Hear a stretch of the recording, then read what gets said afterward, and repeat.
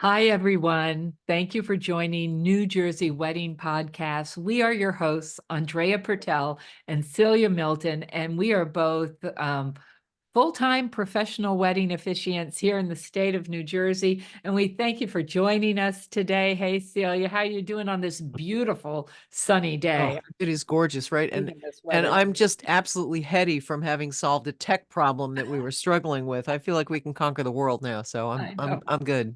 I know that worked out well. Went from so frustrating to we've got it figured out. But I think it's worth mentioning for all those out there who have the same disabilities we do that the answer really is always, did you unplug it? Plug it back in. I don't Plug know it why back I in. forget to do that. I'll struggle over why isn't it working? Why can't I get in there? And then after an hour of that, oh yeah, unplug it, Let's plug it back unplug it. Yeah, in, turn it off. Yeah, turn really. it off, walk away, come back, turn it back on, and there you go. Oh gosh. So we're talking about readings today Yeah. and how they can I listened to a podcast a while ago, and the title was Why I Hate Readings. It was by an officiant, and a very, very good one. Not one of us. There are others besides us. But his contention was that he hates readings with the postscript that, like, when they're not well chosen or well delivered. And Yeah. he used as an example a bride who had picked a reading that is used quite often and kind of just carelessly, but it was a reading that her father had read to her throughout her childhood. And her father read it on her wedding day, a completely different context. It was very, very moving. So, his point was like, let's pick them wisely and pick stuff that people are actually going to be excited. Not that we don't all love Paul's letter to the Corinthians, but Yeah. it's been used so many times that I think some people don't even think it's a Bible reading. I think they don't Right. even I know. think people do not know. But and you know what? I don't have a problem with tradition. Maybe we can No, not at all. personalize it some way, Mhm. um, as you introduce it and stuff. But with that being said, there are so many beautiful readings out there. Oh, Uh, absolutely. and they can be personalized to the other parts of your ceremony. If your ceremony has a certain tone to it, or if it's been, Hmm. you know, you talk about how you met, maybe you met, on in the city. We got a point. I got a reading about the city and love, and maybe we're on the beach. Oh, there's some beautiful readings about being on the beach, or even you Yeah. can get quirky out there if you guys enjoy doing Legos together. There's a really fun Lego reading, or books, or butterflies. There's a great one about motorcycles, so come ride with me. I've I love incorporated that. before. Um, I know you like to open with a reading. I'm going to share a quick reading with everyone. I love this reading, and I use this a lot. Well, not a lot, but if the couple likes it, in a opening, maybe right after you've welcomed everyone and we're gathered here to, share this love and witness this love and exchange of vows, or however you want to open it.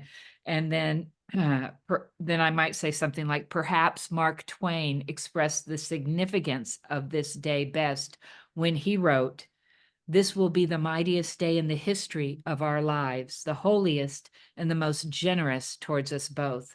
For it makes of two fractional lives a whole. It gives to two purposeless lives a work, and doubles the strength of each whereby to perform it. It gives to two questioning natures a reason for living, and something to live for. It will give a new gladness to the sunshine, a new fragrance to the flowers, a new beauty to the earth, a new mystery to life. And it will give a new revelation to love, and a new depth to sorrow, a new impulse to worship. On this day, the scales will fall from our eyes, and we shall look upon a new world." I always find that I one like quite that. beautiful. I Yeah, that's like kind that. of pretty about what this day means or whatever. Yeah. And it has a kind of sacred religious quality to it without being, we have so many people who, when you ask, well, do you want the ceremony to be religious? And they're well, no, not really. But, there's still maybe people in that audience who want to have that tone without that being the theme. And I think that really works perfectly. Right. They want something somewhat spiritual or Yeah. religious Yeah. light, as I call it. Yeah, I think so. No, I think that's great. On the other hand, I have one from this is from Tom Robbins from Still Life with Woodpecker. I find there's a lot more Tom Robbins fans out there than I know about. Love is the ultimate outlaw. It just won't adhere to any rules. The most any of us can do is to sign on as its accomplice. Instead of vowing to honor and obey, maybe we should swear to aid and abet. That would mean that security is out of the question. The words make and stay become inappropriate. My love for you has no strings attached. I love you for free. Isn't that cool? I love that That's one. beautiful. That's I love that one. beautiful. It's crazy. And then I think my most favorite, most picked, I mean, when I give people a choice of readings, I try to pick some things that are, feel fun to them. But man, the Game of Thrones reading, that was like the Mm. all-time favorite pick and has been for about the last 5 years. Because you know what? It's so pretty. You're as different as the moon and the sun, and it goes on as a beautiful romantic reading. And then at the end, I get to say, and that was from George R. R. Martin's Game of Thrones, and everybody goes nuts. It's Yeah. like it's like that little Easter egg. It's great. Right. And we talk about personalizing the ceremony. Not too long ago, just a couple of weeks ago, I did a Mm. sunset ceremony on the Mm. beach. And we get beautiful, the beautiful skies at sunset. And I wrote some wording about this, how beautiful and romantic the sunset is. What a perfect time to stand there by the ocean and get married. And then they chose that same reading. I read that reading and because they felt, and I get what they're feeling. I do too. They thought this reading, it reminds us of sunset. You may be as different as the sun and the moon, right? And then Hmm. what is it? Your love shall be as ever present as those two Two celestial celestial bodies, even though bodies. they're Yeah. hidden. Yeah. Yeah. Yeah. So that is a beautiful reading. Yeah. Um, and then there's some lighthearted ones. I like the lighthearted ones. One that always gives people a giggle, especially if the couple has their dog with them Dogs. in their Yep. ceremony, is that one. I'll read it real quick. I'll make it fast. I would read it slower, but time purposes, I would say something like this: John and Mary, and then you say the pet's name, Max is overjoyed that you have decided to enter into the closer relationship of husband and wife. And he would like to share with you the wise advice for a happy life together, titled All I Need to Know About Life I Learned from My Dog. And Oh, I everybody love that one. laughs at this point, but it's, never pass up the opportunity to go for a joy ride together. Allow the experience of fresh air and the wind in your face to be pure ecstasy. When loved ones come home, always run to greet them. And when you want treats, practice obedience. Let others know when they've invaded your territory and take naps together and stretch before rising. Run, romp, and play daily. Be loyal. If what you want lies buried, dig until you find it.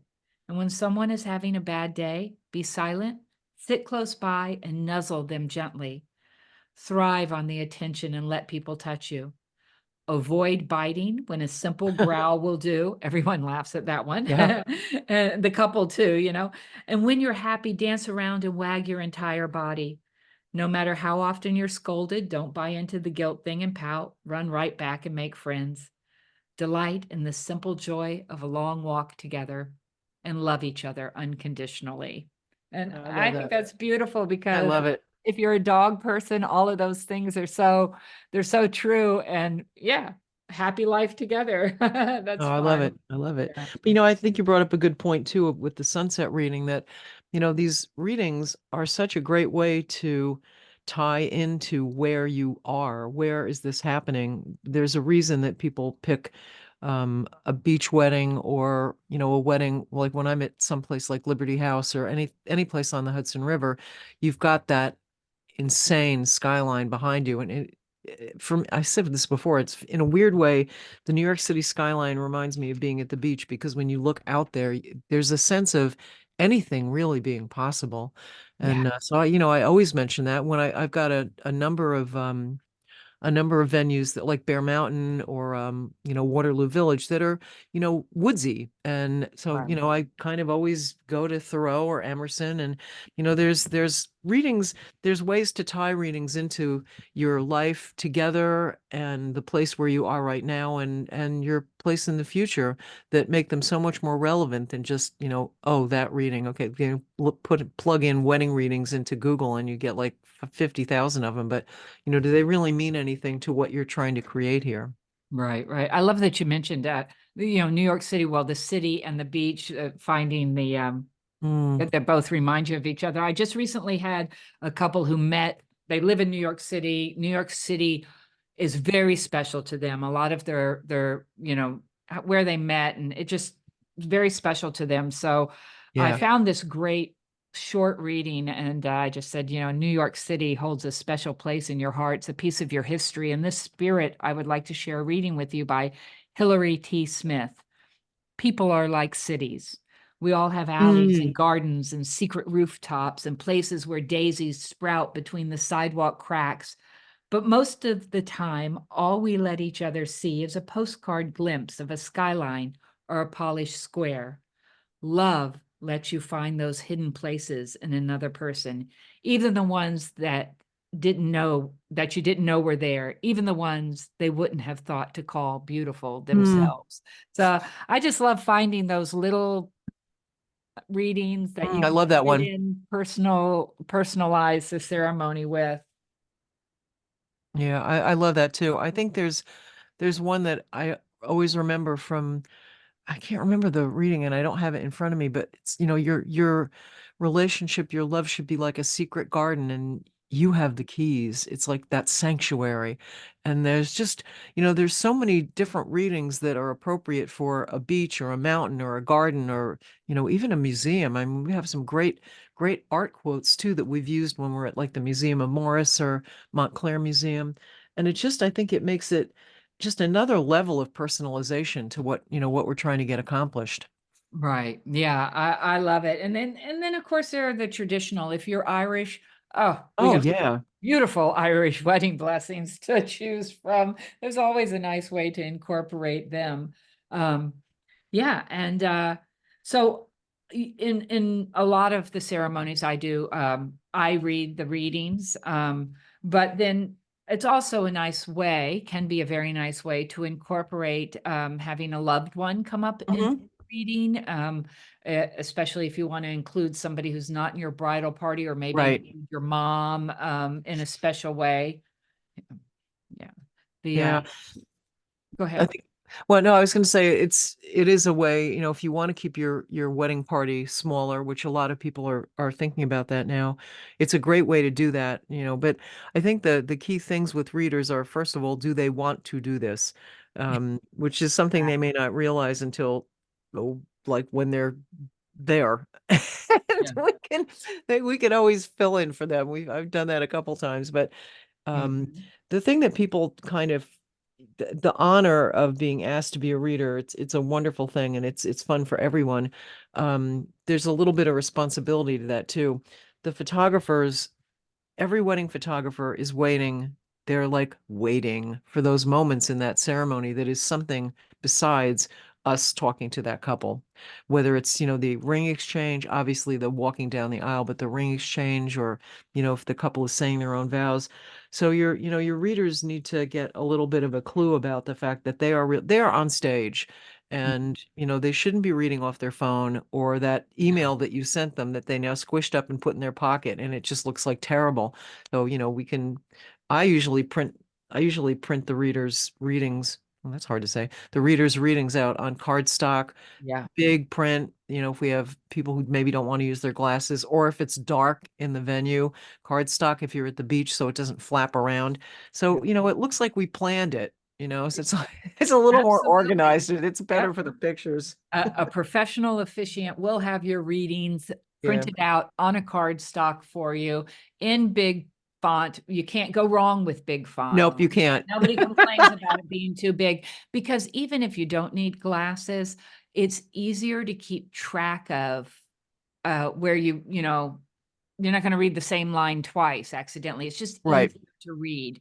And if you're slightly nervous, even if you're not a nervous person, there's a certain amount of adrenaline that kicks in when you're standing in front of right, everybody. exactly. Yeah, And like you, we touch base. I uh, arrive early. I know you do too, and a significant amount of time to early before the ceremony, so that I can touch base with what I call all the key players. And one of them right. would be the readers, and say hello, make sure they're comfortable. Here's your reading, and here's how you use the microphone, because it's so Yeah, important to, if nobody can hear you do the reading, it was that's kind of a disappointment, if you yeah, get up there and then they don't speak up, or they don't yeah. talk into the microphone. So there's a little bit to a reading, so choose wisely.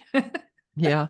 Well, and yeah, we want to make it comfortable for them too, and I mean, I've had kids, there's another wonderful dog reading called Falling in Love is Like Owning a Dog, which actually was written by Taylor Molly, who teaches poetry to kids.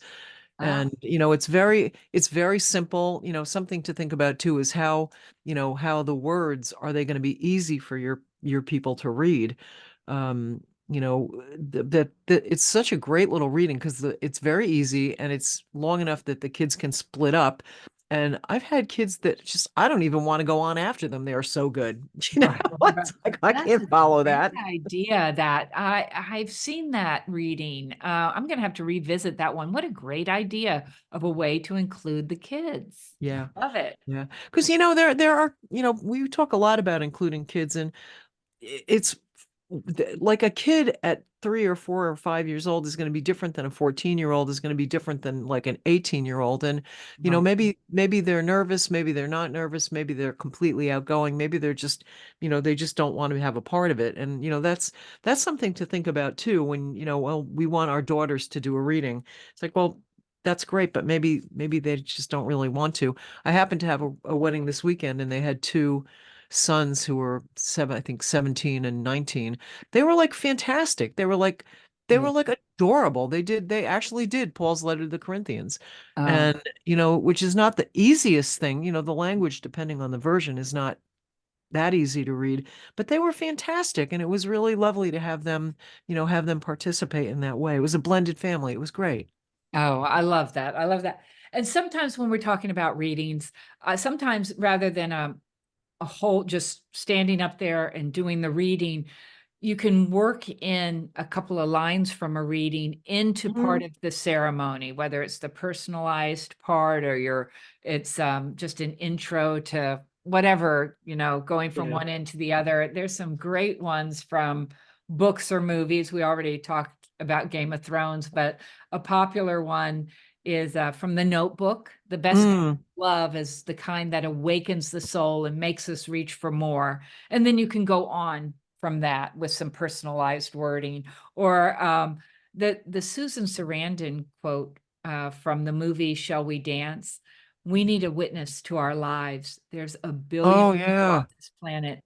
I mean, what does anyone life really mean? But in a marriage, you're promising to care about everything, the good things, the bad things, the terrible things, the mundane things, all of it, all of the time, every day. You're saying your life will not go unnoticed because Mm. I will notice it. Your I will life notice will it. not go Yeah. unwitnessed because I will be Yeah. your witness. And what a great intro or segue into what the next part of the ceremony might be, and then I do have a couple that I'm going to be doing their wedding soon, and they just like this quote, and we put it at the end, kind of at the send off, and it's from Back to the Future. It's a quote from Doc. Your future hasn't been written yet. No one's has. Your future is whatever you make it. So make it a good one, both of you. It's kind of a I fun like little it. send off. Yeah, I like it. There's one from Robert Fulghum that I love too. Well, actually, it used to be attributed to Dr. Seuss, but that No more. No, It yeah. talks about, we're all a little weird and life's a little weird. And when we find someone whose weirdness is compatible with ours, we join up with each other and we call it true love. And it's just like, it's just because I think a lot of people, like, we all think we're weird. And then we find that other person who's exactly as weird as we are. And it's like, okay, that's it. Right, right. Yeah. And there's so many beautiful readings. When a couple wants a completely, non-religious ceremony, in a religious ceremony, you might have an opening prayer, an Mhm. invocation that invites God to be there and bless that ceremony. But non-religious, there's so many beautiful readings that you can put as the opening blessing, Mhm. that then we don't have to call it a blessing. They don't have to even sound like one, or they could. Um, it's a great way. That's a really nice, Yeah. part of the ceremony to incorporate a reading. It Yeah. really does set the tone. And, I think rather than just, well, we need a reading, just something, setting the tone, it's important to that choice. Yeah, yeah. So, well, that's it for readings then. I know both Celia and we have such a large list of readings Yeah. to help guide you and through choosing a reading for your ceremony. I just love working with couples and choosing the readings and helping Mm. them choose them, that give them the ultimate choice. But have you thought about this one and that? So um thank you guys for joining us today. We have Yeah. a lot of other great episodes coming up, a lot of great guests coming up, Oh, and yeah. It's yeah, so gonna be fun. It's gonna be yeah. a fun spring and summer. Happy wedding planning, everyone. Bye. Bye. This podcast is brought to you by New Jersey wedding officiant Andrea Pertel, owner of For This Joyous Occasion Officiating Services. And Celia Milton, owner of NJ Vows Now, also New Jersey wedding officiating services. We're up in North Jersey, and Andrea is down in Central and South Jersey. So together we cover the whole state, don't we? Yes, yes.